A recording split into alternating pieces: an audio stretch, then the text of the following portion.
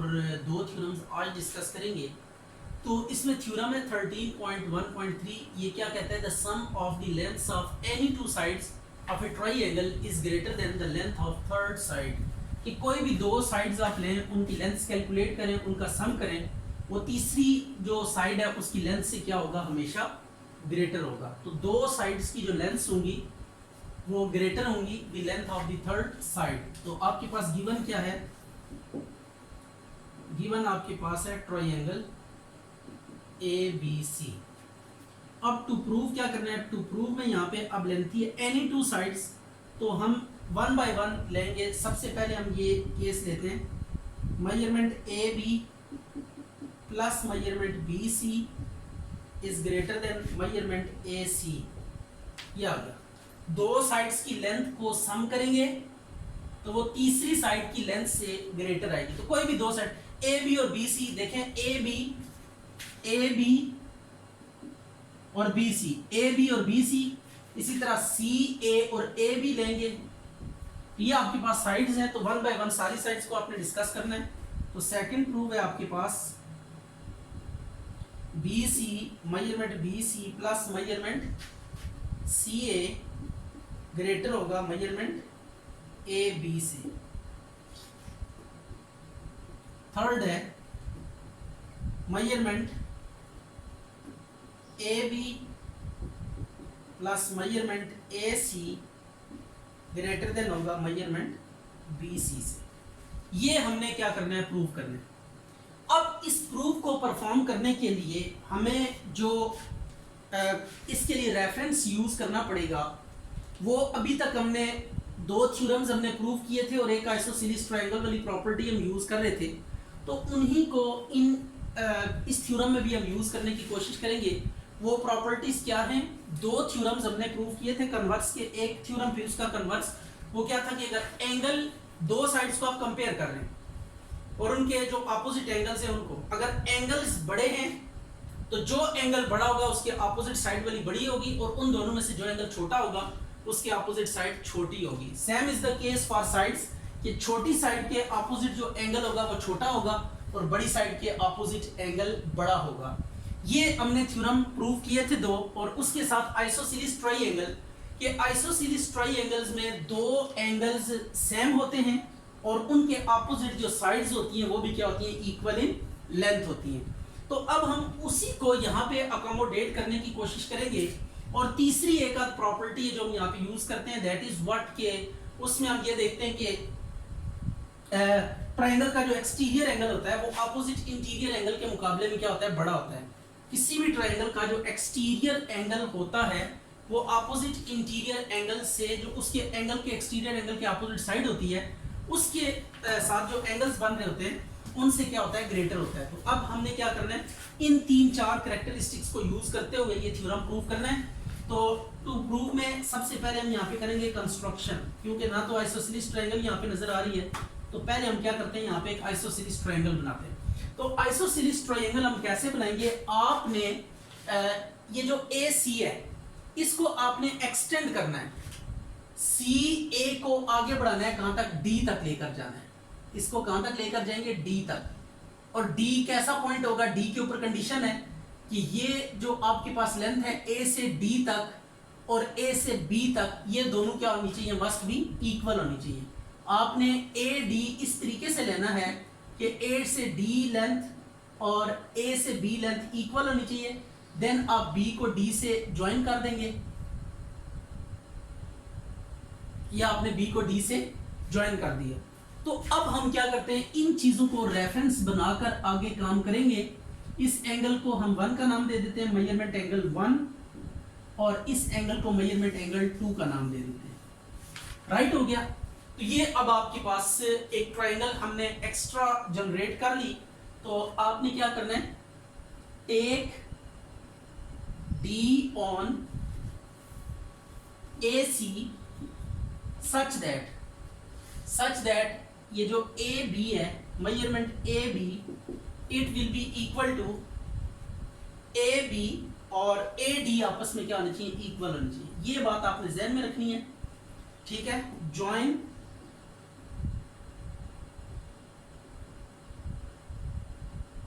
D to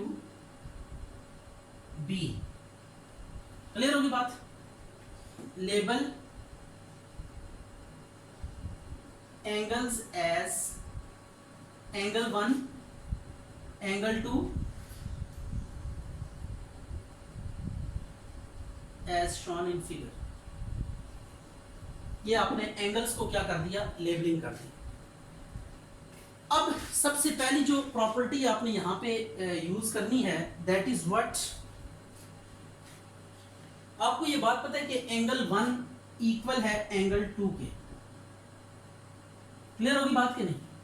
angle 1 angle 2 के equal है। क्यों? क्योंकि देखें ये दो साइड्स इक्वल है ना, ए बी और ए डी आपस में इक्वल है। ए बी और ए डी आपस में इक्वल है, मीन दो साइड्स इसकी इक्वल है ट्रायंगल की, ये साइड और ये साइड इक्वल है। तो इन साइड्स के इक्वल होने की वजह से इनके ऑपोजिट एंगल्स भी क्या हो जाएंगे। तो अब हम यहां पे लिखेंगे triangle A B D is an isosceles triangle.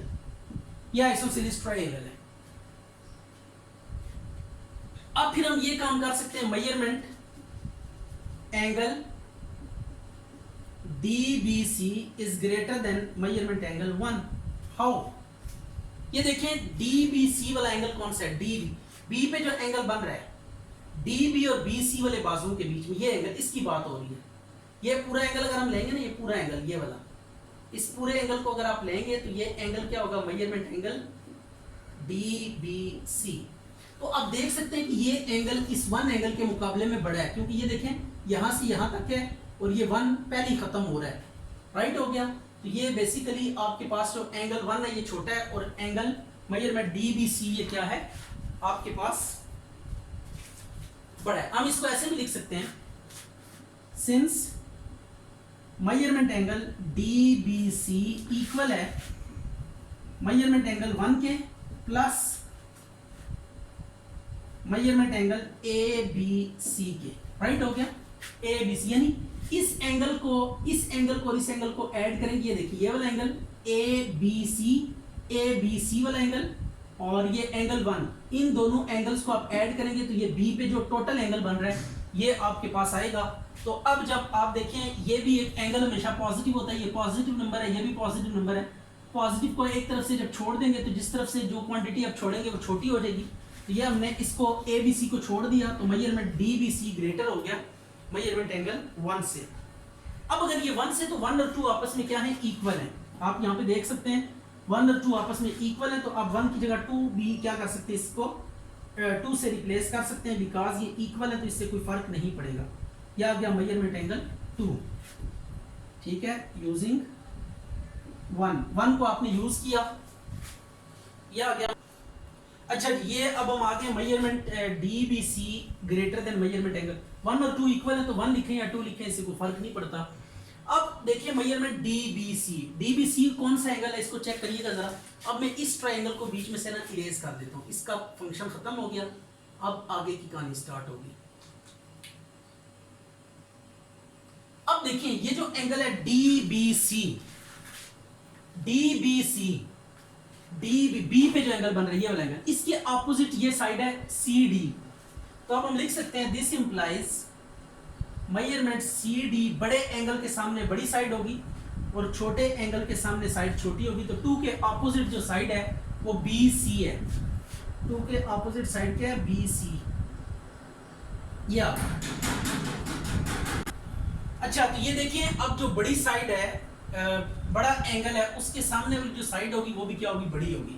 अगर हम इन दो एंगल्स को कंपेयर कर रहे हैं तो इन एंगल्स के सामने वाली साइड, जो रिलेशनशिप एंगल के बीच में होगा वो इनके ऑपोजिट जो साइड्स होंगी उनके बीच में भी होगा। तो मेजरमेंट DBC के ऑपोजिट ये CD वाली साइड बन रही है, और इसी तरह मेजरमेंट एंगल 2 के ऑपोजिट BC बन रही है। अब CD को ना हम ब्रेक कर सकते हैं, ये देखिएगा CD को क्या मैं ऐसे लिख सकता हूँ, ये देखें A पे ब्रेक हो रहा है ये। तो मेजरमेंट CD को हम लिख सकते हैं measurement AC plus measurement AD। ये measurement CD is equal to measurement CA plus measurement AD।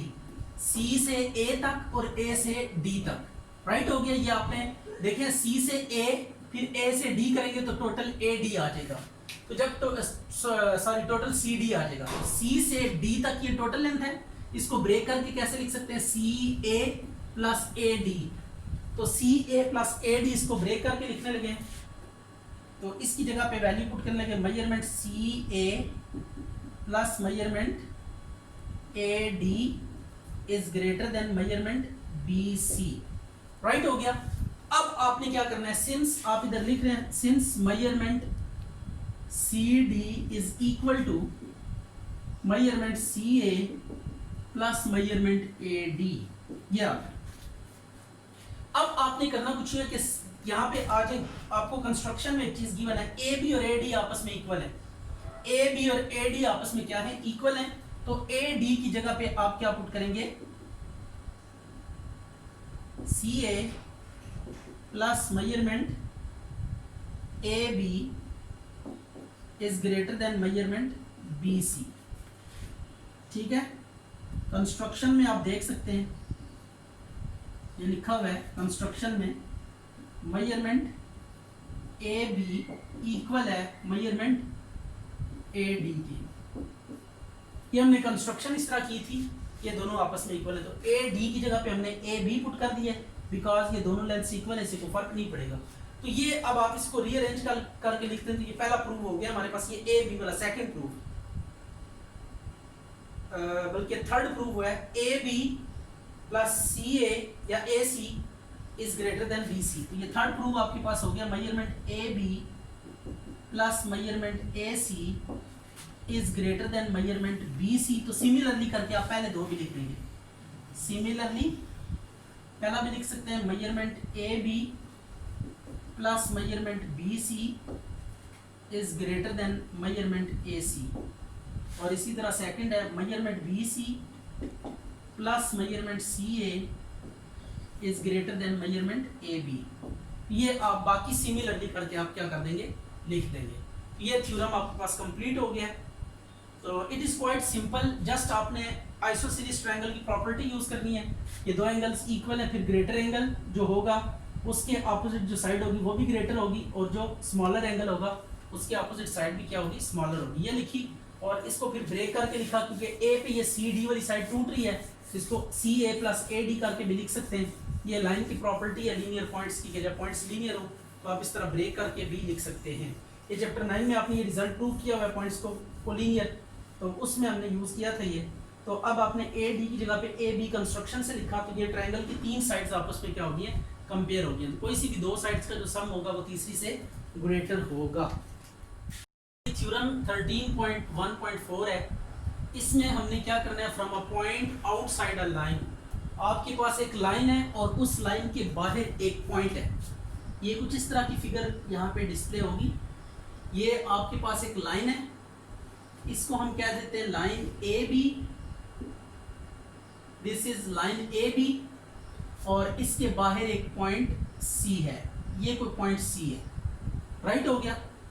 Prove ये करना है कि इस पॉइंट सी से लाइन का जो शॉर्टेस्ट डिस्टेंस होगा वो परपेंडिकुलर डिस्टेंस होगा। जो शॉर्टेस्ट डिस्टेंस होगा इस पॉइंट सी से लाइन तक, वो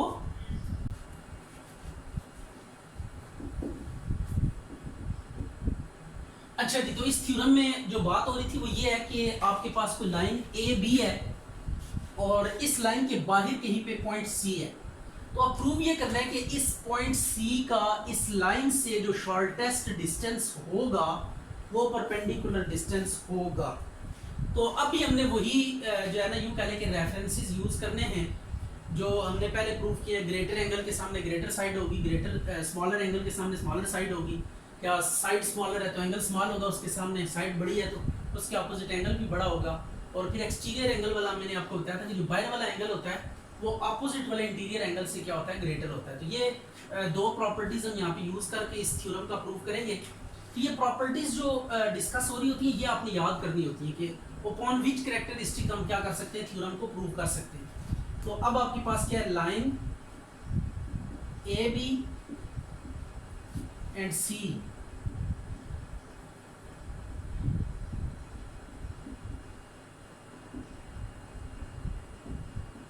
ए B is a point, right हो गया। ए बी आपके पास लाइन है और सी जो है ये एक पॉइंट है जो कि लाइन ए बी पर लाई नहीं कर रहा, ठीक हो गया। अब D is point on A B such that C D is perpendicular to what A B.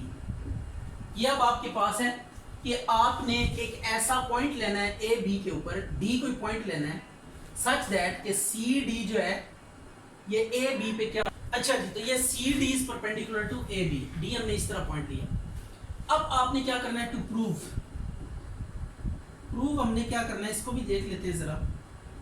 हमने ये प्रूव करना है जो परपेंडिकुलर की लेंथ होगी ना, सी डी की जो लेंथ होगी, ये हमने प्रूव करनी है कि ये शॉर्टेस्ट डिस्टेंस है। measurement CD is the shortest distance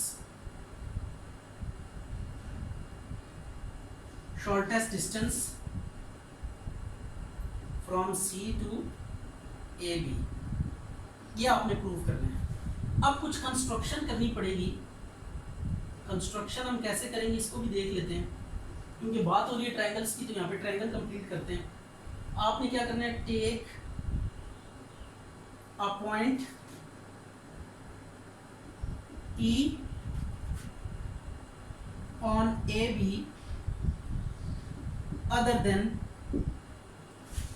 than D and join E to C। ये आपने D के अलावा, ये D है ना आपके पास, तो D के अलावा आपने A B पर कोई पॉइंट लेना है और उस पॉइंट को C से क्या कर देना है, ज्वाइन कर देना है, राइट हो गया। ये आपने E पॉइंट है, इसको हमने ज्वाइन कर दिया किसके साथ, ये C के साथ, ठीक है। अब प्रूफ की तरफ आते हैं। बड़ा सिंपल सा प्रूफ है, it is not little bit tough, ये बिल्कुल सिंपल है, स्ट्रेट फॉरवर्ड प्रूफ है। जस्ट हल्का सा लॉजिक आपने यूज करना है और ये प्रूव हो जाएगा।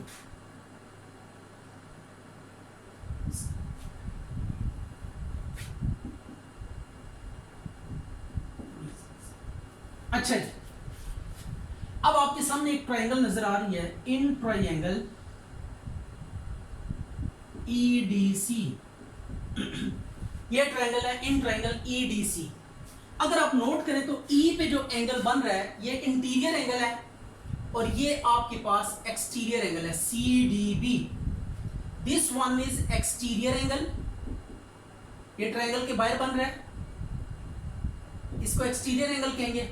और ये E पे जो एंगल बन रहा है, this one is interior angle, ये आपके पास क्या है, इंटीरियर एंगल। तो अब आपको ये बात समझ जानी चाहिए कि जो एक्सटीरियर एंगल होता है, वो जो ऑपोजिट इंटीरियर एंगल्स होते हैं, ये वाला भी इंटीरियर एंगल और ये भी इंटीरियर एंगल, जो इसके ऑपोजिट लाइन सेगमेंट एंगल बना रहा होगा, वो जो इंटीरियर एंगल्स होंगे वो इस एक्सटीरियर एंगल के मुकाबले में छोटे होंगे। तो अब आप लिख सकते हैं measurement angle CDB is greater than measurement angle CED। E पे एंगल बन रहा है तो E को सेंटर में, उधर D पे एंगल बन रहा है तो आपने D को सेंटर में रखना। क्लियर होगी बात कि नहीं? इसको कैसे लिखेंगे, exterior angle is greater then opposite interior angles of triangle, right हो गया। तो ये आ गया आपके पास, ठीक है। इसको अब हम किसका नाम दे देते हैं, 1 का। सिंस ये जो आपके पास है मेजरमेंट एंगल CDB, ये इक्वल है मेजरमेंट एंगल CDE के। इस बात को आप तस्लीम कर लें, क्योंकि ये हमने क्या ड्रॉ किया था, परपेंडिकुलर ड्रॉ किया था। ये परपेंडिकुलर हमने ड्रॉ किया था CD, ये कंस्ट्रक्शन में लिखा हुआ है कि ये परपेंडिकुलर है, तो ये एंगल अगर 90 है तो ये भी कितना होगा, 90 डिग्री एंगल होगा। ये दोनों एंगल्स 90-90 है। जब भी आप एक लाइन परपेंडिकुलरली ड्रॉ करते हैं दूसरी लाइन के ऊपर, तो जितना एंगल लेफ्ट साइड पे होता है उतने ही एंगल राइट साइड पे भी होता है। तो ये दोनों एंगल्स क्या होते हैं, इक्वल होते हैं, 90-90। तो ये एंगल्स अब क्या होंगे, इक्वल होंगे डिस्पाइट ऑफ 90। आपको उस तरफ जाने की जरूरत नहीं है। तो ये एंगल CDB जो एंगल है ये, और CDE ये एंगल CDE, ये दोनों 90-90 है, तो इक्वल हो जाएंगे। आई बात समझ के नहीं? इधर आप लिखेंगे बोथ आर राइट एंगल्स। ये दोनों क्या है, राइट एंगल्स, इज इट। अब आपने क्या करना है, इधर वैल्यू पुट करनी है, CDB की जगह पे CD, इधर वैल्यूज पुट कर दें। इसको ना आपने 1 में पुट कर देना,